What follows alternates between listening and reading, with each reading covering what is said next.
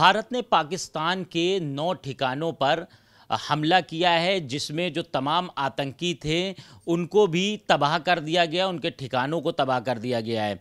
मेरे साथ बात करने के लिए बीजेपी के राज्यसभा सांसद हैं। सर, जिस तरह से भारतीय सेना ने ये कार्रवाई की है, कहीं ना कहीं काफ़ी उत्साह का माहौल है, पूरा देश खुश है। पूरा देश हमारा सेनाओं ने जो आतंकवादियों के ठिकाने पर हमला किया देर रात में, बधाई लायक है। हमारा सेनाओं ने जहां पाकिस्तान प्रेरेपित जो कैंप है टेररिस्ट के, चाहे वो पीओके में हो और पाकिस्तान में हो, 9 ठिकाने को ध्वंस करना और कोई सामान्य नागरिक या हमारा सेना के कोई ठिकाने के पर हमला नहीं किया था, क्योंकि उनको मुंह तोड़ जवाब दिया गया। इसलिए कि हमारे जो माँ बहनों का सिंदूर छीन लिया ये आतंकवादियों ने, उसी सिंदूर के नाम पर ये ऑपरेशन किया गया। मैं प्रधानमंत्री मोदी जी को, रक्षा मंत्री राजनाथ सिंह जी को और गृह मंत्री अमित शाह जी को भी बधाई देता हूँ। पूरा देश आज, क्योंकि लगभग 15 दिन बीत गए, लोग बहुत उत्सुक थे क्या हमारे सेना ने क्या हादसा या क्या निर्णय लेने वाले हैं, मगर उनको ठीक ढंग से आज बताया गया कि क्योंकि पाकिस्तान देश के दुनिया के अंदर जो एक उग्रवादी जो शिक्षण देने वाला एक राज्य जो बन गया, उनको सबक सीखना है। क्योंकि इसके पहले भी जो एयर स्ट्राइक किया गया भारतीय सेना ने और बाद में सर्जिकल स्ट्राइक भी किया गया, फिर भी वो सबक नहीं सीखे। हमारे जो माँ बहनें थे, पर्यटक के रूप में हमारा जम्मू कश्मीर 370 धारा हटने के बाद किस तरह विकास और पर्यटकों ने बड़ी संख्या में आ रहे, ये सहन नहीं पाए पाकिस्तान वाले, इसलिए जो हादसा किया उसका ठीक ढंग से हमारा सेनाओं ने जवाब दिया गया। सर, पिछले कई दशकों से पाकिस्तान इस तरह की कायराना हरकत करता रहा है। ख़ास तौर से जैश-ए मोहम्मद और लश्कर-ए-तैयबा का नाम कई ऐसी आतंकी हमलों में आ चुका है। अब उसी के ठिकानों को भारतीय फोर्स ने टारगेट किया है। कहीं ना कहीं जो आतंकवाद है उस पर बड़ा अंकुश लगेगा। नबी तो पाकिस्तान जो दशकों से, जैसे अब बोले लश्कर-ए-तैयबा हो, जैश-ए-मोहम्मद हो, ये ISI हो, इतना जो लोग गुमराह कर रहे और हमारे पूरा देश को टारगेट करके किस तरह यहाँ पे जो हमला किया गया है, उनका ठीक ढंग से जवाब मिला। पूरा दुनिया के अंदर सभी देशों ने पाकिस्तान को अकेला किया गया, फिर भी आज वो सबक नहीं सीखे। उनके आर्मी चीफ का जो बयान देके और सरकार के माध्यम से जो बयान है, मगर वहाँ पे भी आम नागरिक भी नहीं चाह रहे।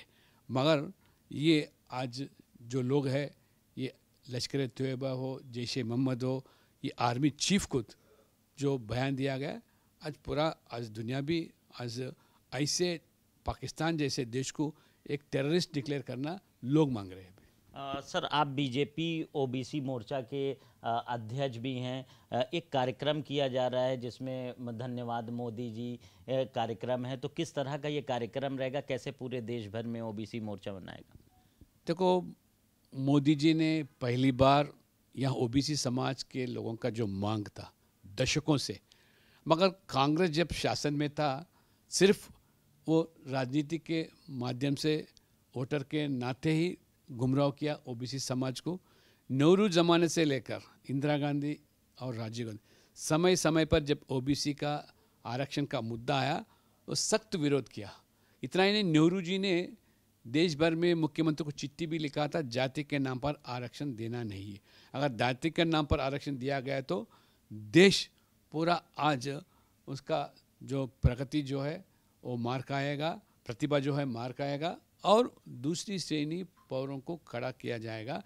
ये था नेहरू जी का बयान और चिट्ठी लिखा गया था मुख्यमंत्री। राजीव गांधी तो सदन में जब VP सिंह सरकार ने मंडल कमीशन का प्रस्ताव रखा गया था, सख्त विरोध किया। वो भी चाहते थे कि आरक्षण जाति के नाम पर नहीं होना चाहिए और आरक्षण अगर दिया जाना है तो आर्थिक रूप से जो गरीब है उनके लिए दिया जाए। मगर आज राहुल गांधी ने उसी परिवार से आए हुए व्यक्ति संविधान की पुस्तक लेकर लोगों को गुमराह करते, चुनाव के समय को ये मुद्दा खड़ा करने के प्रयास करते। मगर पता होना चाहिए कि उन्हीं के परिवार में से 3 लोग प्रधानमंत्री बने और चौथा सोनिया गांधी भी प्रधानमंत्री से ऊपर ही वो यूपीए सरकार में चलाई थी, फिर भी वो नहीं किए।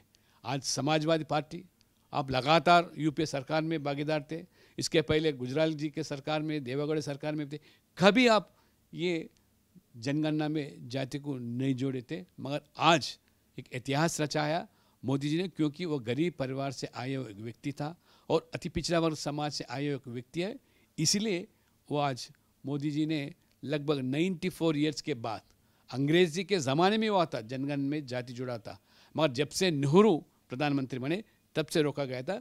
ये पूरा देश को जानना चाहिए, इसलिए आज ओबीसी मोर्चा देश भर में सभी शहरों में बुद्धिजीवियों के साथ और वरिष्ठ समाज के नेताओं के साथ संगोष्ठी कर कर हम उनका कांग्रेस का पर्दाफाश करना चाहते हैं और मोदी किस तरह एक ऐतिहासिक और महत्वपूर्ण निर्णय लिएगा लोगों को बताना चाहते हैं।